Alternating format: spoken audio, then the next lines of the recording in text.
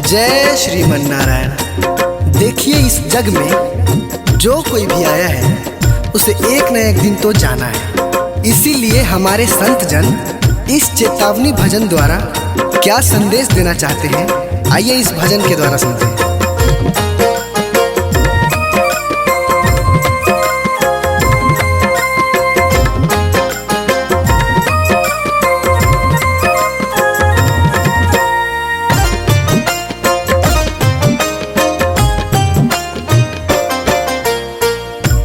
पापी मन कर ले भजन, मौका मिला है तो कर ले जतन। बाद में प्यारे पछताएगा जब पिंजरे से पंछी निकल जाएगा, जब पिंजरे से पंछी निकल जाएगा।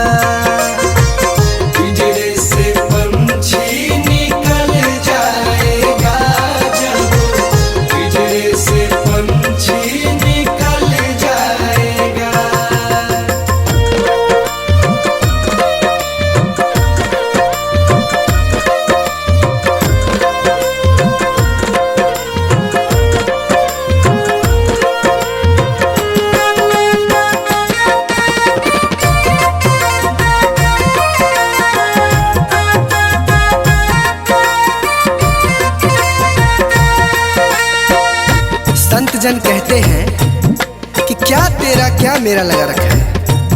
इस जग में ना कोई किसी का है, ना यहाँ पड़ी कोई चीज किसी का है। 4 दिनों का है जग का मेला, कोई न साथी संगी अकेला। 4 दिनों का है जग का मेला, कोई न साथी संगी अकेला। जैसा तू आया जग में वैसा ही तू जाएगा, मुट्ठी बांध के आया जग में हाथ पसारे जाएगा। बाद में प्यारे पछताएगा जब पिंजरे से पंछी निकल जाएगा, जब पिंजरे से पंछी निकल जाएगा। पिंजरे से पंछी निकल जाएगा, जब पिंजरे से पंछी निकल जाएगा।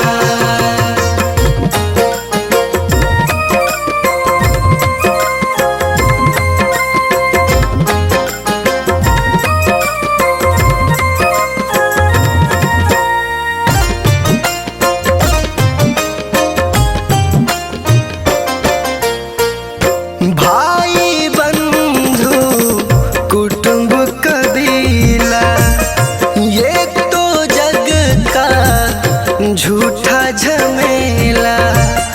भाई बंधु कुटुंब कबीला, ये तो जग का झूठा झमेला।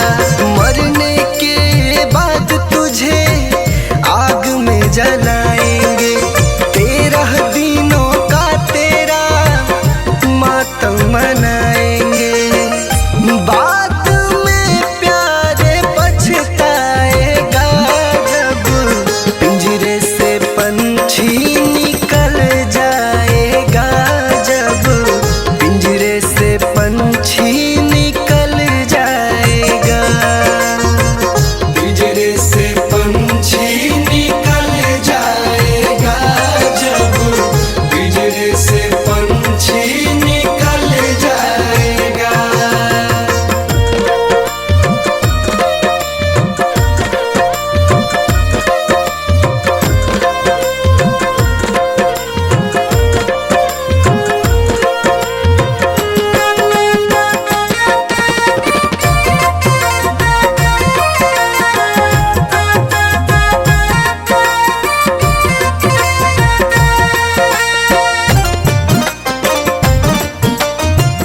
राम नाम का सुमिरन कर ले। राम जी का नाम प्यारे घट में धर ले। राम नाम का सुमिरन कर ले। राम जी का नाम प्यारे घट में धर ले। राम जी का नाम प्यारे काम तेरे आएगा। जीवन मरण से तू प्यारे मुक्ति पा जाएगा। बाद में प्यारे पछताएगा जब पिंजरे से पंछी निकल जाएगा। जब पिंजरे से पंछी निकल जाएगा। पिंजरे से पंछी निकल जाएगा। जब पिंजरे से पंछी निकल जाएगा।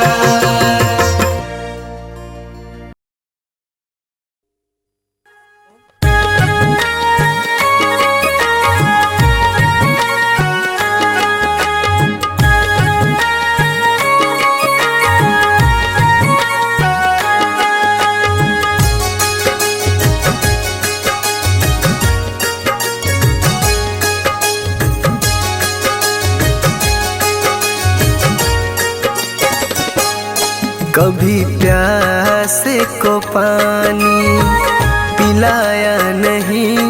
बाद अमृत पिलाने से क्या फायदा।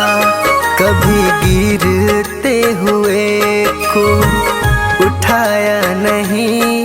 बाद आंसू बहाने से क्या फायदा। कभी प्यासे को पानी पिलाया नहीं। बाद अमृत पिलाने से क्या फायदा।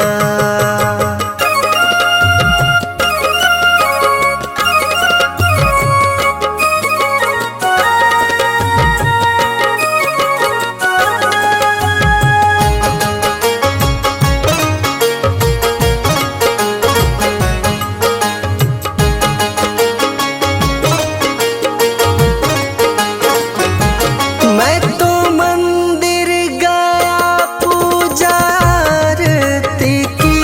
पूजा करते हुए ख्याल आ गया।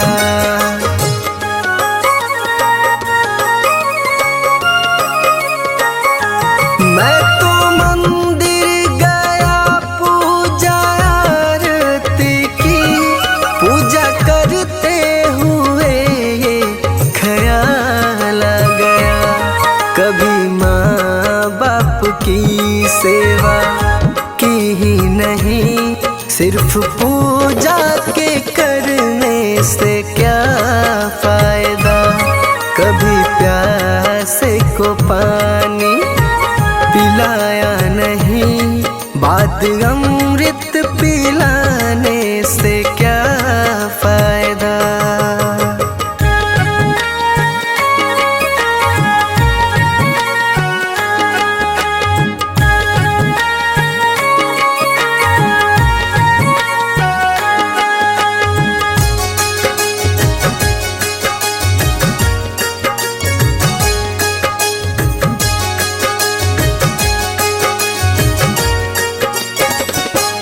मैं तो सत्संग गया गुरुवाणी सुनी। गुरुवाणी को सुनकर ख्याल आ गया।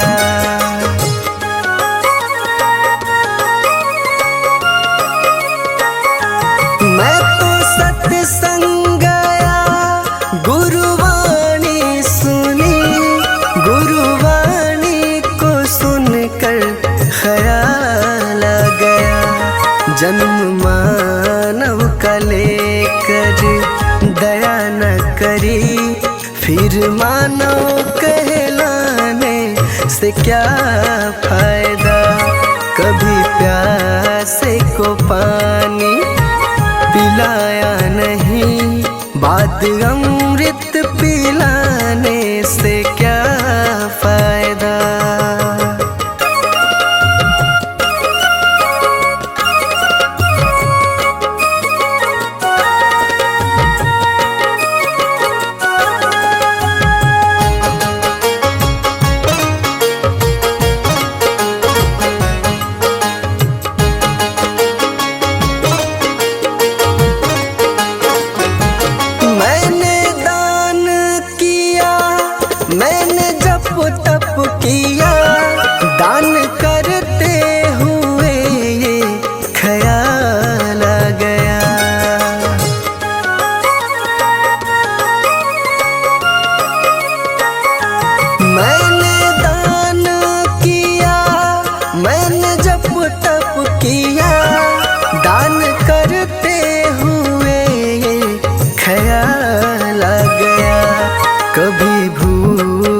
को भोजन खिलाया नहीं, दान लाखों का करने से क्या फायदा।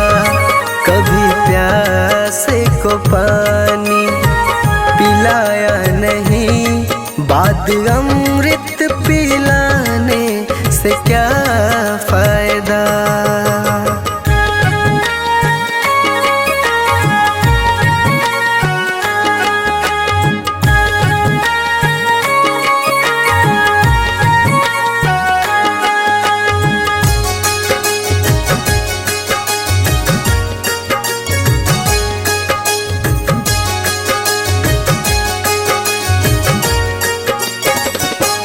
गंगा नहाने हरिद्वार काशी गया, गंगा नहाते ही मन में ख्याल आ गया।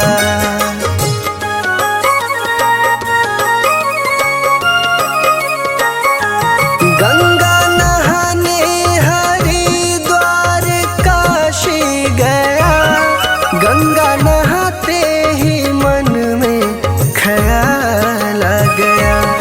तन को धोया मगर मन को धोया नहीं, फिर गंगा नहाने से क्या फायदा। कभी प्यासे को पानी पिलाया नहीं, बाद अमृत पिलाने से क्या फायदा।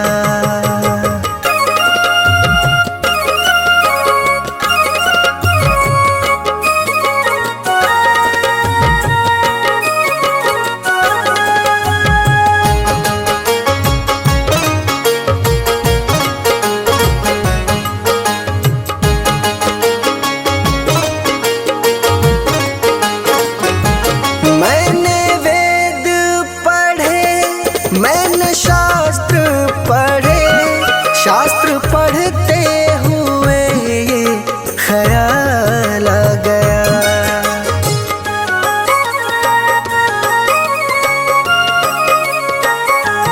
मैंने वेद पढ़े, मैंने शास्त्र पढ़े, शास्त्र पढ़ते हुए ये ख्याल आ गया। मैंने ज्ञान किसी को बांटा नहीं, फिर ज्ञानी कहलाने से क्या फायदा। कभी प्यासे को पानी पिलाया नहीं, बाद अमृत पिलाने से क्या फायदा।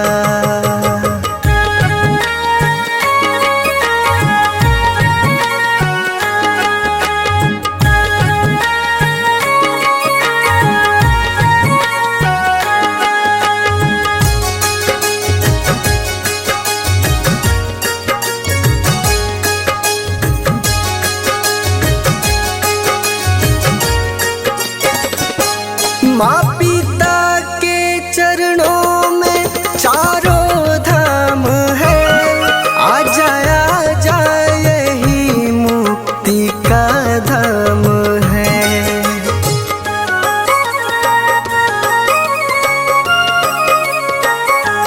माँ पिता के चरणों में चारों धाम है, आ जाए यही मुक्ति का धाम है। माँ पिता की सेवा तुमने की ही नहीं, फिर तीर्थों में जाने से क्या फायदा। कभी प्यासे को पानी पिलाया नहीं, बाद अमृत पिलाने से क्या फायदा।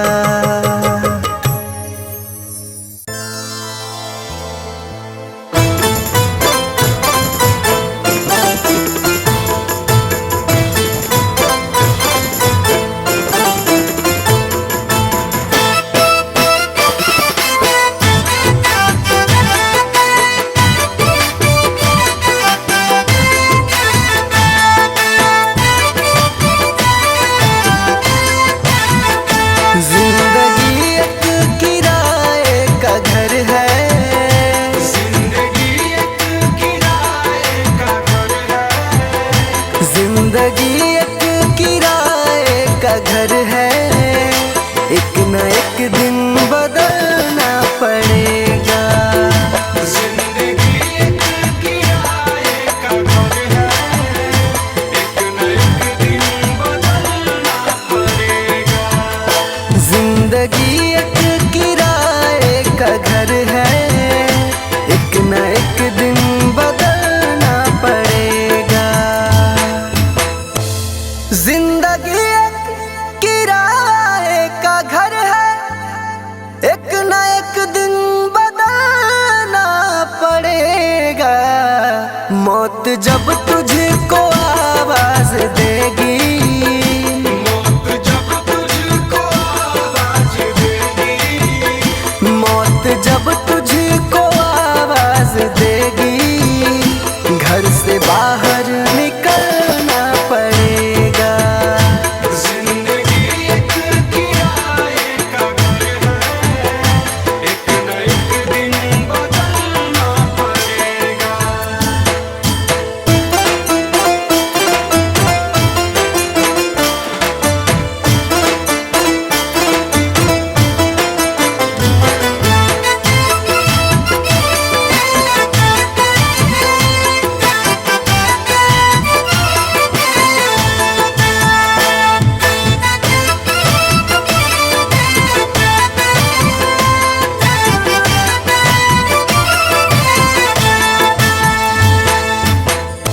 ढेर मिट्टी का हर आदमी है, बाद मरने के होना यही है।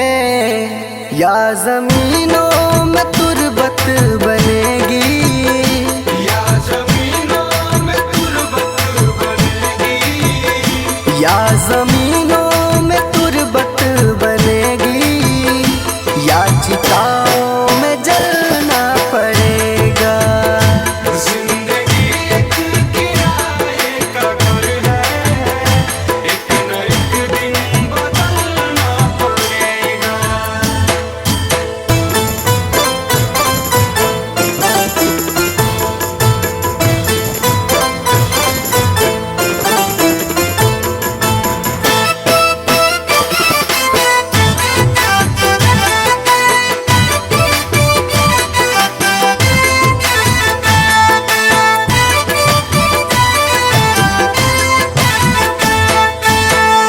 रात के बाद होगा सवेरा, देखना है अगर दिल सुनहरा।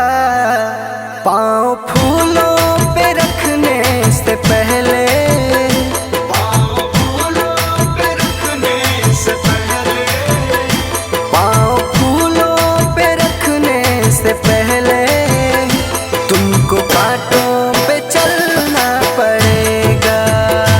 जिंदगी एक किराए का घर है, एक न एक दिन बदलना पड़ेगा।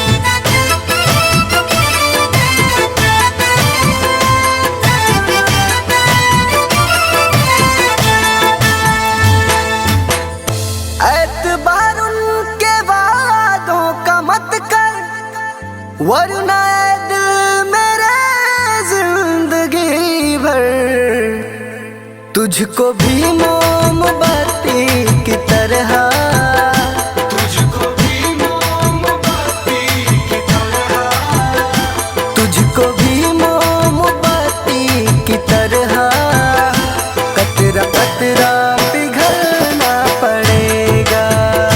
जिंदगी एक किराए का घर है, एक न एक दिन बदलना पड़ेगा।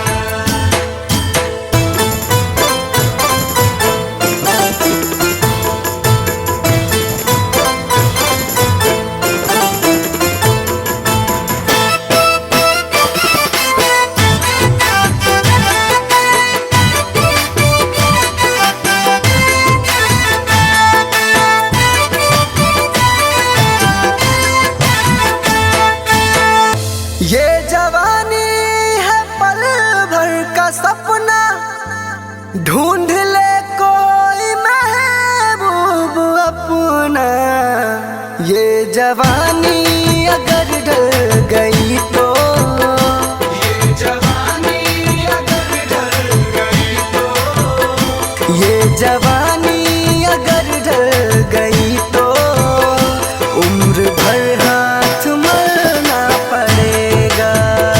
जिंदगी एक किराए का घर है, एक न एक दिन बदलना पड़ेगा।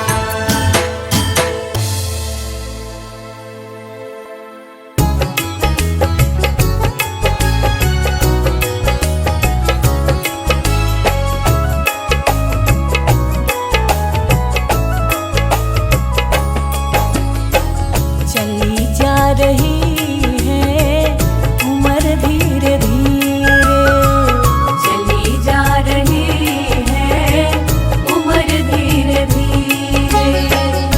पल पल आठों पहर धीरे धीरे, पल पल आठों पहर धीरे धीरे। चली जा रही है उम्र धीरे धीरे, चली जा रही है उम्र धीरे धीरे।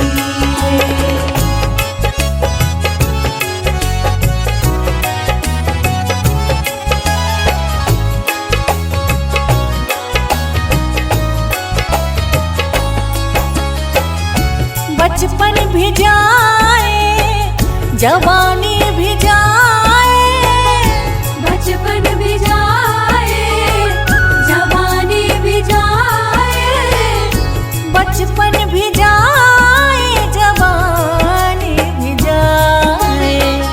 बुढ़ापे का होगा असर धीरे धीरे, बुढ़ापे का होगा असर धीरे धीरे। पल पल आठों पहर धीरे धीरे, पल पल आठों पहर धीरे धीरे। चली जा रही है उम्र धीरे धीरे, चली जा रही है उम्र धीरे धीरे।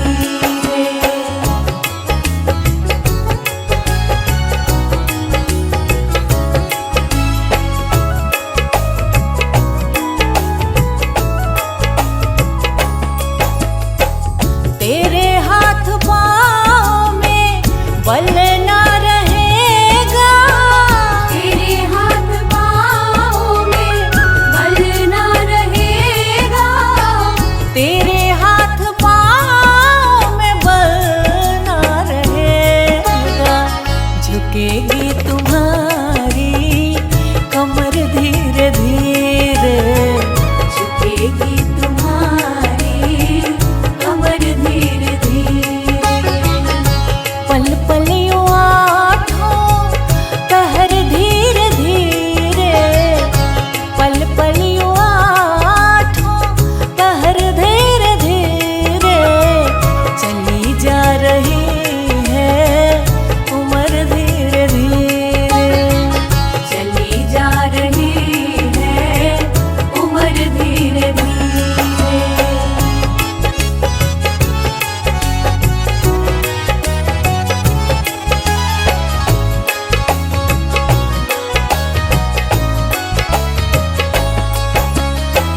शिथिल अंग होंगे एक दिन तुम्हारे, शिथिल अंग होंगे एक दिन तुम्हारे, शिथिल अंग होंगे एक दिन तुम्हारे।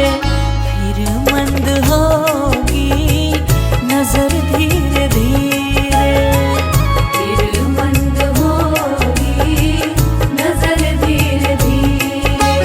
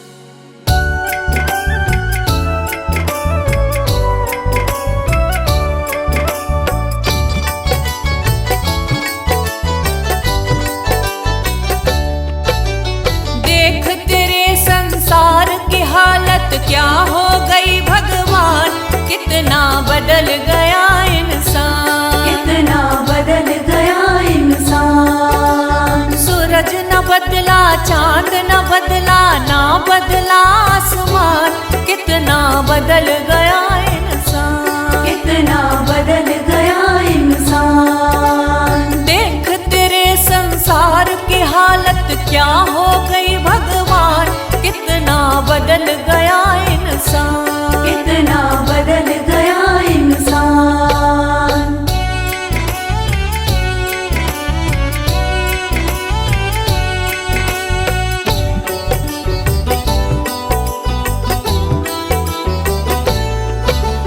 आया समय बड़ा बेढंगा, आज आदमी बना लफंगा, आज आदमी बना लफंगा। कहीं पे झगड़ा कहीं पे दंगा, नाच रहा नर होकर नंगा, नाच रहा नर होकर नंगा। छल और कपट के हाथों अपना बेच रहा ईमान, कितना बदल गया इंसान, कितना बदल गया इंसान। देख तेरे संसार की हालत क्या हो गई भगवान, कितना बदल गया इंसान, कितना बदल गया इंसान।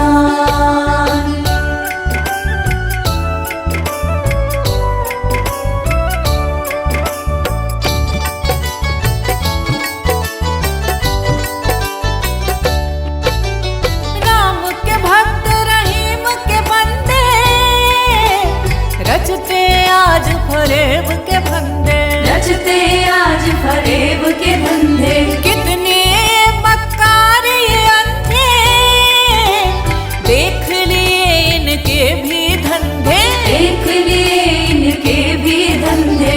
इन्हीं की काली करतूतों से हुआ ये मुल्क मशान, कितना बदल गया इंसान, कितना बदल गया इंसान। देख तेरे संसार की हालत क्या हो गई भगवान, कितना बदल गया इंसान, कितना बदल गया इंसान।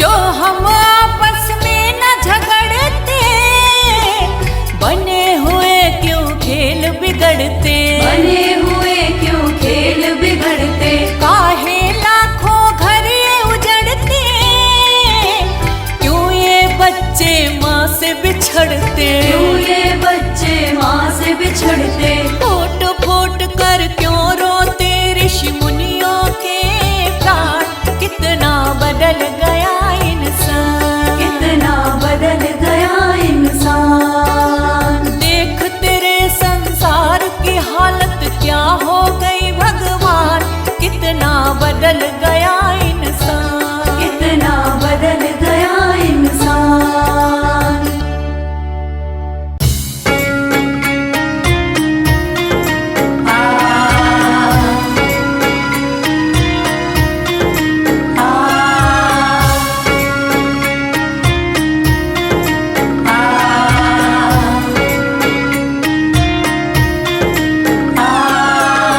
जीते भी लकड़ी मरते भी लकड़ी, देख तमाशा लकड़ी का।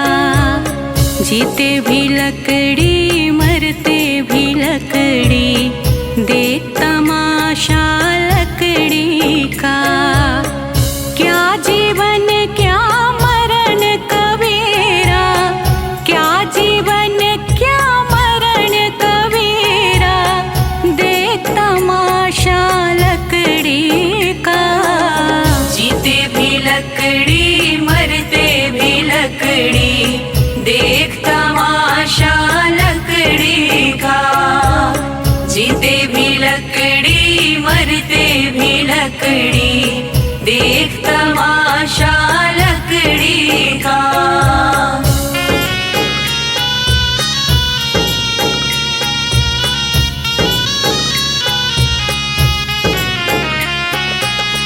जिसमें तेरा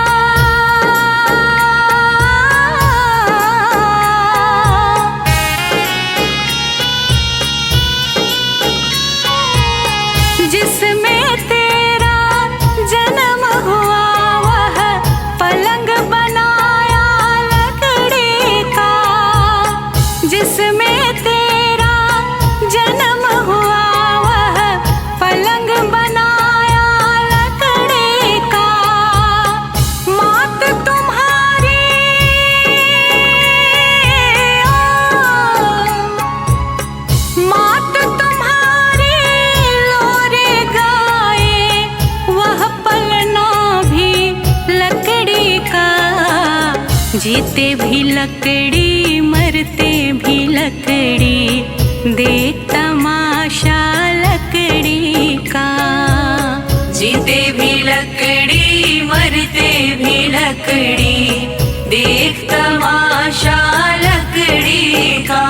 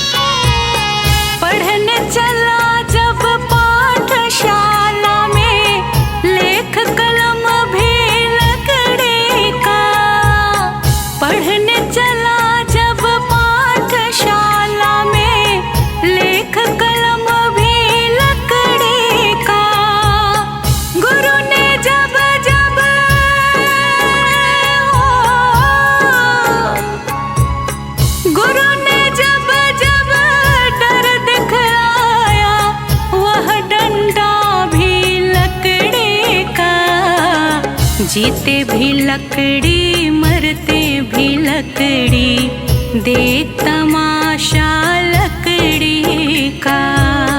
जीते भी लकड़ी मरते भी लकड़ी, देख तमाशा लकड़ी का।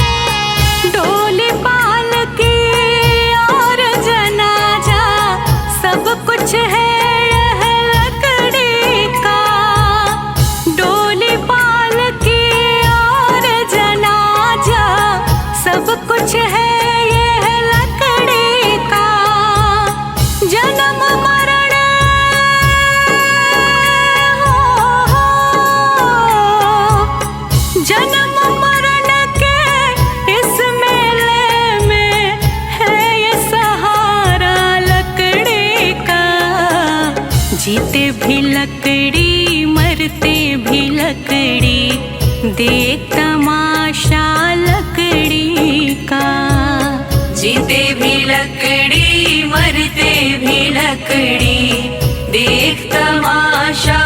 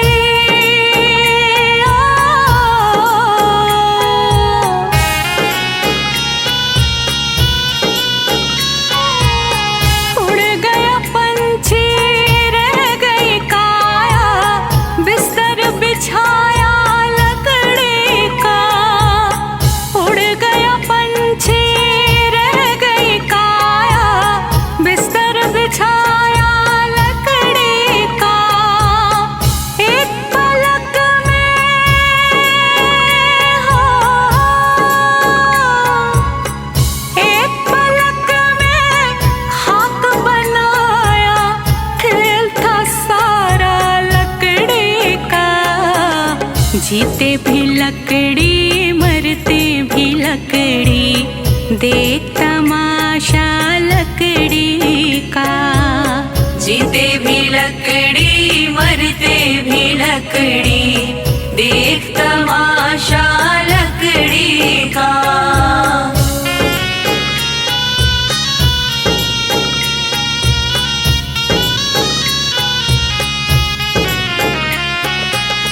मरते दम तक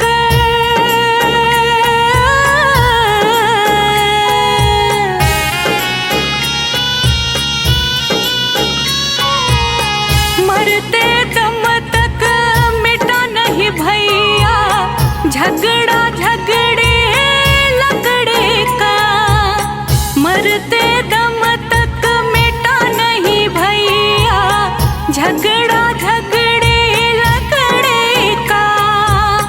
राम नाम की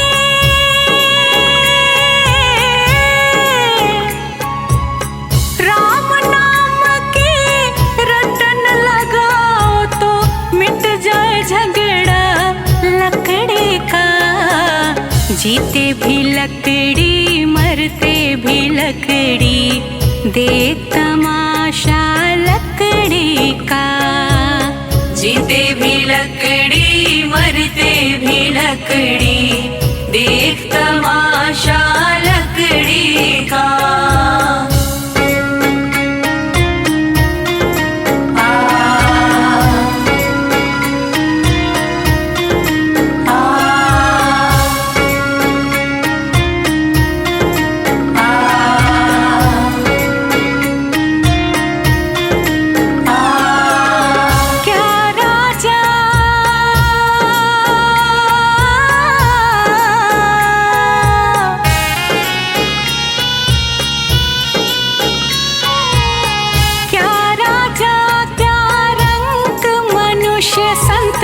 अंत सहारा लकड़ी का।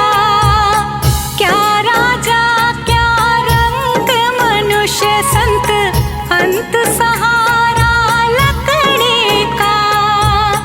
कहत कबीर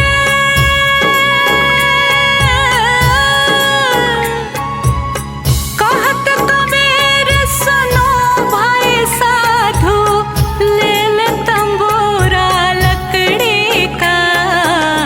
जीते भी लकड़ी मरते भी लकड़ी, देख तमाशा लकड़ी का। जीते भी लकड़ी मरते भी लकड़ी, देख तमाशा लकड़ी का।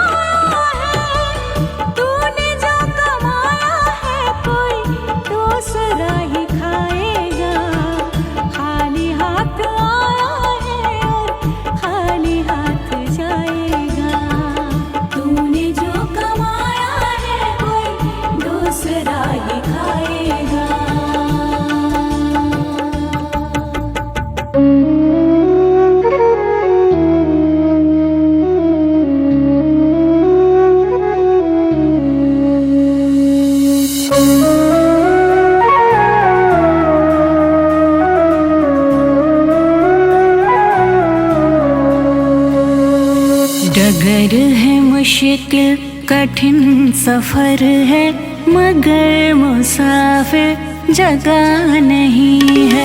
डगर है मुश्किल कठिन सफर है, मगर मुसाफिर जगह नहीं है। जो सोएगा बस वही खोएगा, जो सोएगा बस वही खोएगा, ये बात उसको पता नहीं है।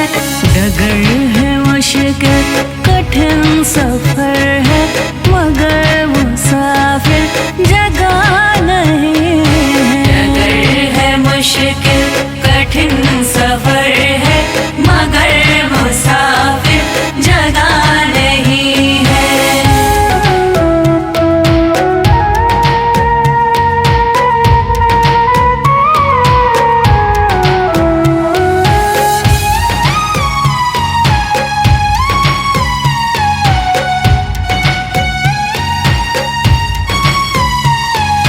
लगेंगे फल जब किसी वृक्ष में, वो पेड़ झुक जाएंगे स्वतः ही। लगेंगे फल जब किसी वृक्ष में, वो पेड़ झुक जाएंगे स्वतः ही। अकड़ तने की मत आ रही है, अकड़ तने की मत आ रही है, अभी फल इसमें लगा नहीं है।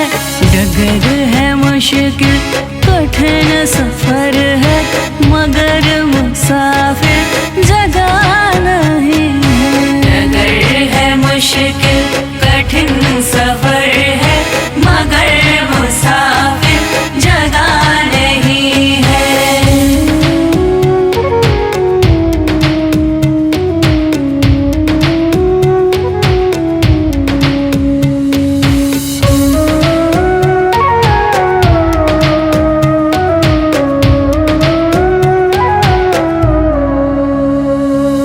जो खानदानी रईस होते, मिजाज रखते हैं नरम अपना। जो खानदानी रईस होते, मिजाज रखते हैं नरम अपना।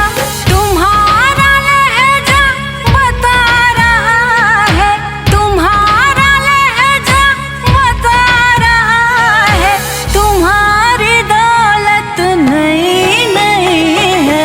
डगर है मुश्किल कठिन सफर है, मगर मुसाफिर जगह नहीं है।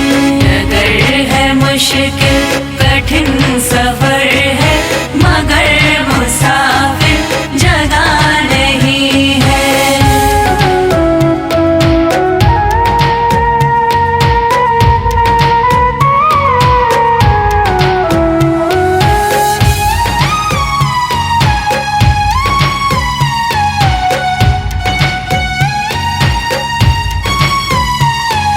जरा सा